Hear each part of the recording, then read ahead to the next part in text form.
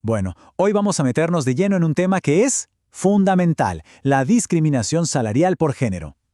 Pero más importante todavía, vamos a desglosar una herramienta súper específica que existe para combatirla, el proceso de la denuncia administrativa, explicada paso a paso. Y a ver, esta es una pregunta que lamentablemente muchísimas personas se hacen, ¿no? Esa sensación de que el trabajo, el esfuerzo y la capacidad se valoran de forma distinta solo por una cuestión de género es muy frustrante. Pero lo más importante es saber que no es algo que se deba aceptar así nomás, en silencio.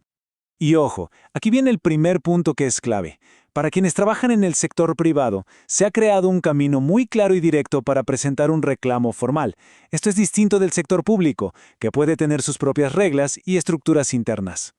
A ver, profundicemos un poquito en esto. La denuncia administrativa es la herramienta principal de la que vamos a hablar. Imagínense que es como un primer paso oficial, una forma de buscar una solución con un mediador antes de siquiera pensar en un proceso judicial que suele ser largo y costoso. Es una vía accesible y, como vamos a ver, está diseñada para ser súper eficiente. Ok, para que no nos perdamos, hemos organizado este análisis en 5 partes. Primero vamos a entender bien qué es esta vía administrativa. Después veremos cómo armar la denuncia formal. Luego seguiremos todo el proceso, paso a paso. También vamos a diferenciar entre la conciliación y un juicio, y cerramos con el propósito final de toda esta normativa. Listo. Empecemos por el principio, por la base de todo esto.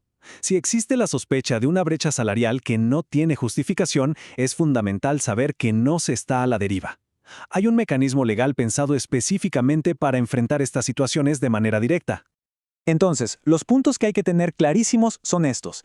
Este derecho es para quienes trabajan en empresas privadas. La autoridad que se encarga es el inspector del trabajo. Y esto, de verdad, es súper importante. No es un requisito haber empezado un juicio, es una vía totalmente independiente y paralela.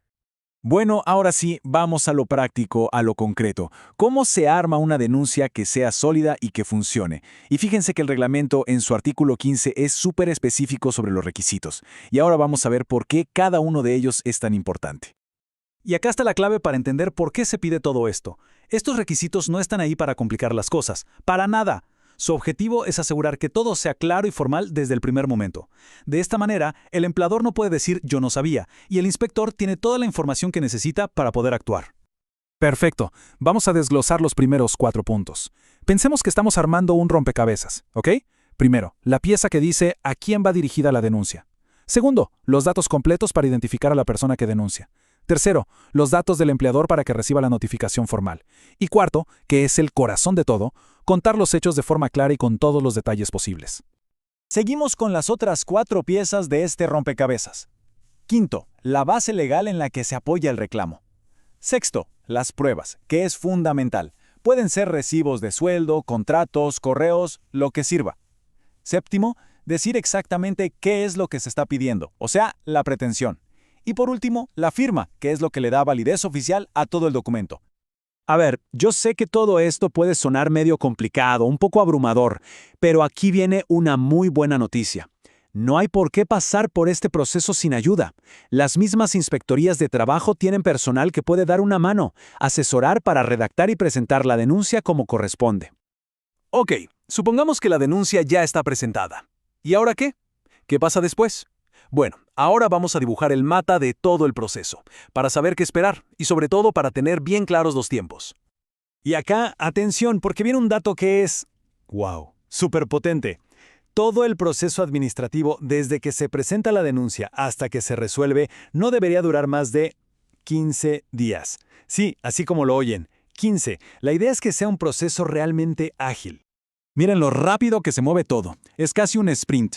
Se presenta la denuncia y al día siguiente el inspector ya la está revisando. Si hay algo que corregir, hay 2 días para hacerlo. Una vez que está todo ok, en un día se notifica a las partes y en los siguientes 3 días ya se está en la audiencia. Todo avanza muy rápido. Bueno, llegamos a la audiencia, que es como el corazón de todo este proceso. Lo primero que va a intentar el inspector es que las partes lleguen a un acuerdo, a una conciliación. Si se logra, genial, se firma un acta que tiene validez legal. Pero si no hay acuerdo, el proceso no muere ahí, y esto es importante. Se deja un registro de todas las pruebas y los argumentos, preparando el terreno para un posible siguiente paso.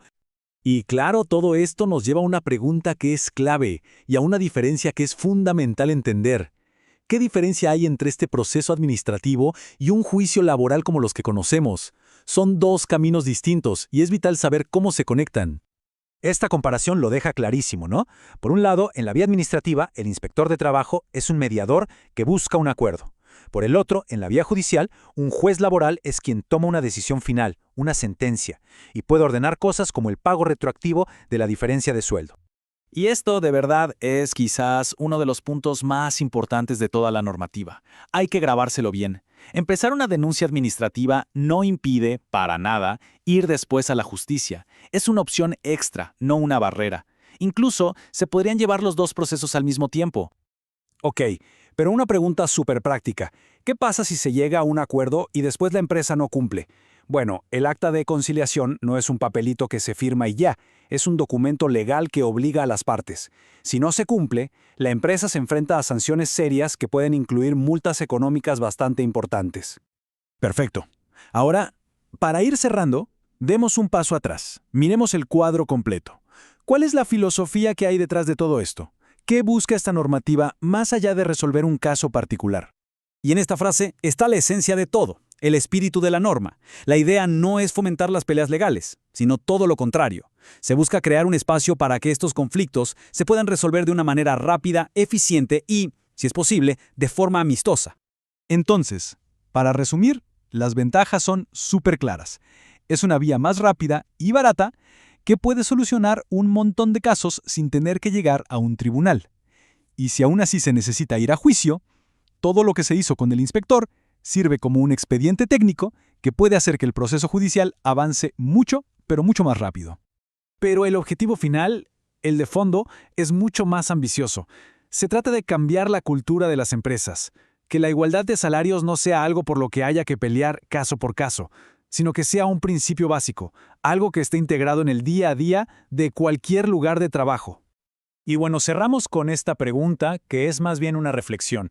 Tener las herramientas es, sin duda, el primer gran paso, pero conocerlas y saber cómo usarlas es lo que de verdad puede cambiar las cosas. La existencia de este proceso es un avance enorme y la pregunta que nos queda es si su aplicación nos va a acercar de una vez por todas a una verdadera justicia salarial.